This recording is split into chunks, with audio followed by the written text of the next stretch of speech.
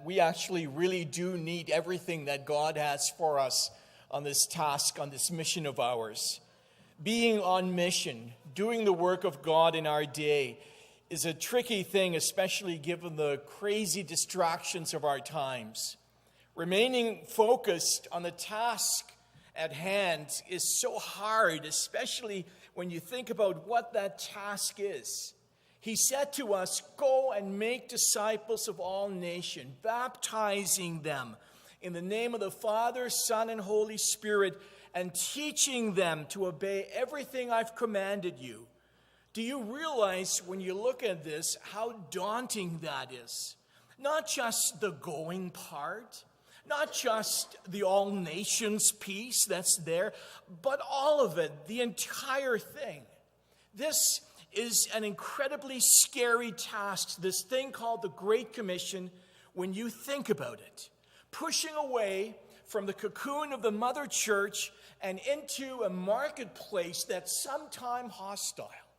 Engaging neighbors and colleagues and friends and even strangers is a scary thing. It's daunting.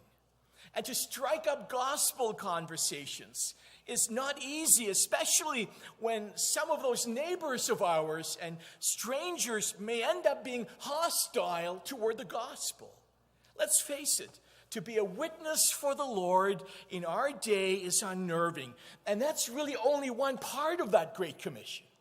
Then there's the other part of helping converts become incredible disciples and even apostles who would make others into disciples, and doing that by baptizing them right and teaching them well. What I mean this morning is it's not figuring out how to baptize people. That's the easy part. That's not what I mean when I say baptizing right. I'm talking about doing such a work or seeing such a work done among seekers in such a deep manner that the conversion is deep. That the conversion is life-changing, that the conversion is real and it hits every fiber of their being. Seeing them become genuine believers, that's what I mean when I talk about baptizing them right. Not baptizing them prematurely, not baptizing only because someone had an emotional response somewhere, but working with someone to make sure the conversion is absolutely thorough and goes deep, deep down, and then to teach them well, to support them so as to become the best followers that they can possibly be. So yeah, this is daunting, especially in our day and age, in this post-truth world that is borderline hostile to all things absolute, including, of course, the gospel. And hence the distractions of our times. Hence the bunny trails that some of us are on. Hence the scope creep. Hence the hesitation and even the circling of the wagons. And you know, this can even include us who seek to do the work of the Great Commission through service and social and spiritual, as we talked about last Sunday. That is by serving others, by loving others, and most of all, being involved in the spiritual work that sees people come to Christ. And something about the tall order of the Great Commission, of the task at hand, Jesus picks up on. I'm not sure what it was, but it was prior to his ascension into heaven. And he picks up on this daunting task, and it leads to one of his greatest discourses on the secret of effective Christian living, including Christian witnessing. And not sure what it was. Maybe he was sensing their discouragement of being soon without their leader. Maybe it was the fact that he saw them huddled away in an upper room, out of sight, out of mind. Or maybe it was the fact that the Feast of Tabernacles was at hand, which would see people gather from all over the world, seekers and the curious, and with it, a fantastic opportunity for the gospel. Whatever the reason, Jesus gave one of his greatest teachings on spiritual effectiveness. And he tells them not to start this venture until all of them were what he called being baptized with the Holy Spirit, which would give them the effectiveness they so desperately needed. And so it says, let me read the verses again. On one occasion, while he was eating with them, he gave them this command: do not leave Jerusalem, but wait for the gift my Father promised, which you've heard me speak about. For John baptized with water, but in a few days you'll be baptized with the Holy Spirit. The promise of an amazing gift that would come, that would enable them to be effective in their Christian walk. And what do they do when they hear this? What is their response when they hear these words? But to chase down yet another bunny trail. Notice their reaction. Then they gathered around him and asked him, Lord, are you at this time going to restore the kingdom to Israel? What does any of this have to do with restoring a kingdom to Israel? What does any of this have to do with the opportunity at hand of sharing the gospel to thousands and thousands who were coming into Jerusalem? This is not about restoring the kingdom to Israel or any other, theological debate. This is all about being effective in engaging a skeptical world with the claims of the gospel. And so notice what he says. In response, he says, it's not for you to know the times or dates the Father has said by his own authority. This is what you should do, he says. You will receive power when the Holy Spirit comes on you, and you will be my witnesses in Jerusalem, in Judea and Samaria, and to the ends of the earth. And you know what? I guess what I'm saying this morning is that we also need to have the Holy Spirit among us and upon us in such a way that we receive the power to be effective in witnessing and in living the Christian life in our day. We need to be baptized with the Holy Spirit just like we were baptized with water. Jesus said, just like John baptized you into water, so Jesus wants to baptize us into the Holy Spirit. And this is what is needed, he said, in these days. Immersed into his presence, much like you're immersed into water. And when we do, we then receive the power to be effective witnesses. And we do that in concentric circles, starting with those who are right in front of us. He says, you'll receive power when the Holy Spirit comes on you, and you will be my witnesses in Jerusalem, right there in front of you. Then you move to Judea, and then Samaria, and then to the ends of the earth. And this would be more than a promise. This is more than rhetoric. 10 days later, this becomes reality. And it becomes an incredible experience that would change everything for them. And they would never be the same again. And so 10 days later, we read now in chapter 2, when the day of Pentecost came, they were all together in one place. Suddenly, a sound like the blowing of a violent wind came from heaven, filled the whole house where they were sitting. They saw what seemed to be tongues of fire that separated and came to rest on each of them. And all of them were filled with the Holy Spirit and began to speak in other tongues as the Spirit enabled them. Friends, I want to tell you this morning that this is more than rhetoric. At least it better be. This is not just a teaching. This is not just a talk. This is not just a sermon on the Holy Spirit. This is very much an invitation to experience the Holy Spirit in our days, in our lives, as they did in their days, in their lives.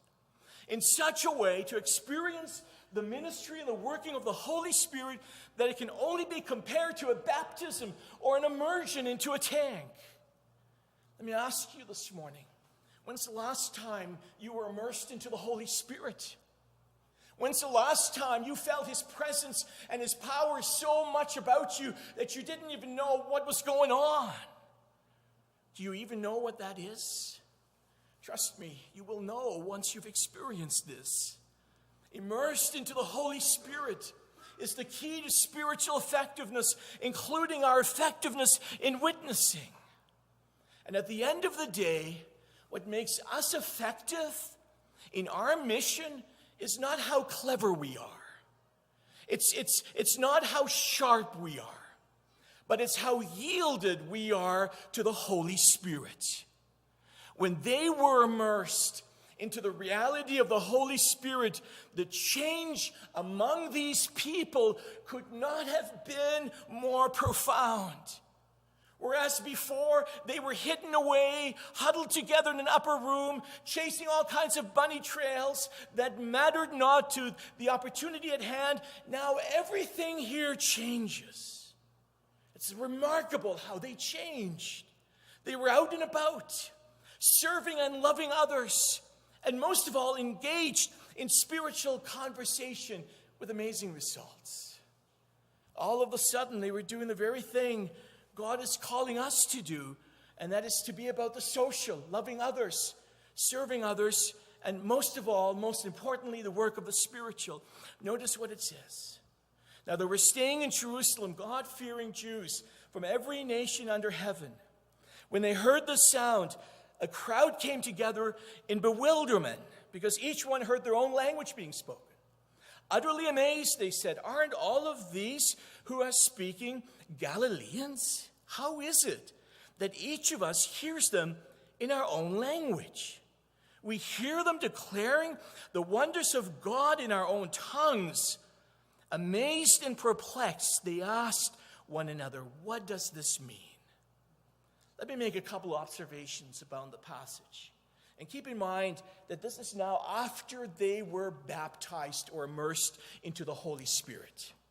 The first thing I want you to realize is all of a sudden, these disciples begin to realize that theirs was a world full of opportunity. Whereas before, the world seemed hostile, foreign, and a place that you would stay away from, it now becomes a world full of opportunity with all kinds of low-hanging fruit for the gospel. They began to see those around them with a different set of eyes. All of a sudden, it becomes, now they were staying in Jerusalem, God-fearing Jews from every nation under heaven. Not so scary anymore now that the Holy Spirit was upon them, was it? These were not strangers to be feared. These were not people to be shunned. But these were folks that you were to get to know and engage with and eventually bring to Jesus. What I'm saying is a brand new perspective. And that's what the Spirit will do in us. He will show us how no one is beyond hope, how no one is beyond help. He will give us an appetite for each lost soul. That's what the Spirit will do for us. And so hear me when I say this morning that there are living in St. Catherine's God-fearing people from every nation under heaven. Hear me when I say that. Who are they, you say? Well, they're the people all around us. Those we rub shoulders with at the grocery store. Those we run into on our walks. Those who are our neighbors and colleagues and friends. Sometimes even complete strangers. The guys in the shop. The guys in the office and the gals there. The staff at the retirement home. Fellow patients in a hospital room. Listen, even a guy named Lawrence, and I don't mean you, Lawrence. Even a guy named Lawrence who was crushing pop cans outside the door of our church last Tuesday morning because he wanted to do it away from the rain. Imagine that. Even he is an opportunity. Even he is someone that is ripe for the gospel. And sometimes it's people who are just like us. Other times it's people who are nothing like us. And so the Spirit enables us to see others through a brand new lens of opportunity. And that's what this experience of being immersed into the Holy Spirit gives us. It gives us the ability to see the opportunities. And the more you are open to this, the more you will see the fantastic gospel opportunities of our times. And the other thing I want us to notice in the passage is not only that we see things differently, but also that it makes us incredibly effective in how we engage people around us. whatever happened in the upper room, I know this, that they walked away from it endued with an effectiveness that they didn't have before. Hear me on this. Those who saw and heard these people were shocked and astounded that these unlearned Galileans now possessed the ability to engage seemingly strangers with the good news of Jesus. What is that? When they heard the sound, a crowd came together in bewilderment because each one heard their own language being spoken. Utterly amazed, they said, "Aren't all these who are speaking Galileans? How is it that each of us hears them in our native language?" You know what? In many ways, aren't all of us unlearned Galileans here this morning?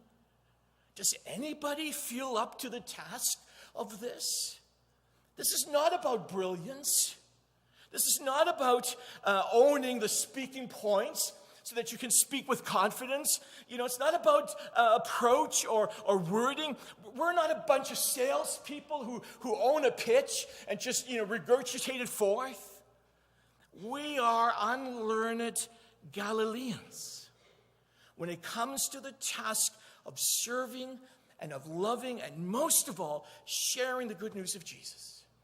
We are unlearned Galileans. We rely not on our methods and abilities. This is not about being gregarious or outgoing by nature. This is not about being a natural salesperson. Instead, this is about being effective in sharing the good news of Jesus with the so-called God-fearing Jews of Jerusalem or of our city. So again, who are the God-fearing people of our day? And the answer is anyone that's even remotely interested in the things of God. Anyone that's even remotely curious about the spiritual, no matter how whacked out it is, no matter how far off they are.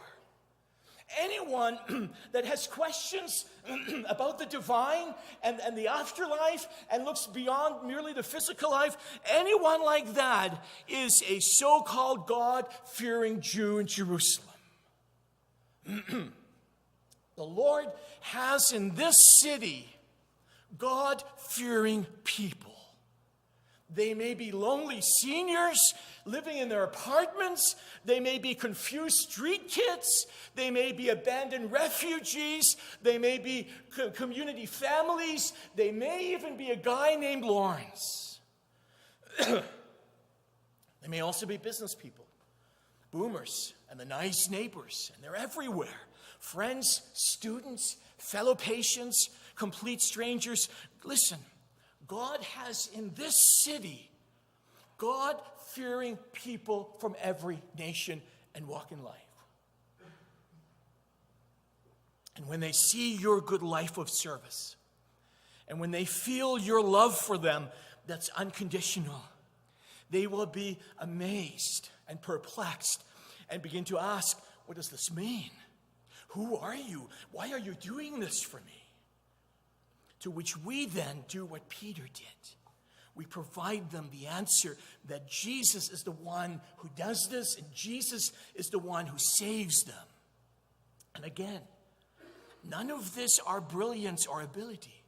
We remain Galileans, just like the Galilean named Peter. And look what happened to him. Then Peter stood up with the 11, raised his voice and addressed the crowd. Fellow Jews, and all of you who live in Jerusalem, let me explain this to you. Listen carefully to what I say. These people are not drunk as you suppose. It's only 9 a.m. This is what was spoken by the prophet Joel. Therefore, let all Israel be assured of this. God has made this Jesus, whom you crucified, both Lord and Messiah. And when the people heard this, they were cut to the heart and said to Peter and the other apostles, brothers, what shall we do? Peter stands up, raises his voice, addresses those who responded, and begins to explain this phenomena using their language, their culture, their approach with amazing results. And the question is, where did this Peter come from? This was the same Peter who just chapters earlier was hiding in an upper room. The same Peter who went back to fishing when he heard the news Jesus was dead. The same Peter who denied him not once, not twice, but 3 times. So what on earth happened to this Peter and to the rest of all of them? And the answer is, they received power after the Holy Spirit came upon them. And they became effective witnesses, as will you and I. And this brings me this morning to the Canadian Conference Week of Prayer that just came out a week or 2 ago. When I saw this is the Canadian Conference of Mennonite Brethren Churches. This is a call to a week of prayer starting today. And this is actually a daily devotional, all the 7 days until next Sunday. Next Sunday, the call is a witnessing our Jerusalem to the world. When I saw this, it was like the Lord said, this is the key to service. This is the key to loving. This is the key to the heavy work of the spiritual of conversion. Because the theme of this, the theme is all about receiving power to be witnesses when the Holy Spirit comes on you. This comes from the Canadian Conference, folks. The entire week of prayer is a call on the Holy Spirit to empower us for the work of our mission and our ministry. When I saw that, it just made so much sense. And so last Sunday, for those of you who were here, we talked about our mission.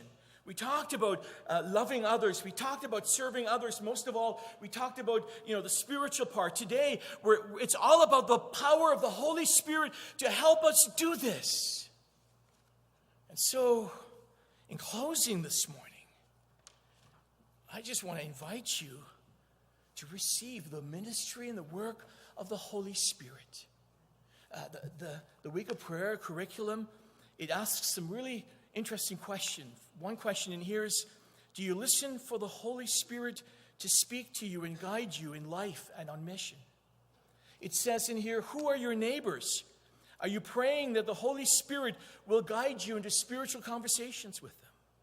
It says in here, or asks in here, do you make room for the Holy Spirit to take up more and more residence in you? If so, what does that look like? It says, if not, what keeps you away from it? Folks, we simply need more of the Holy Spirit in our days.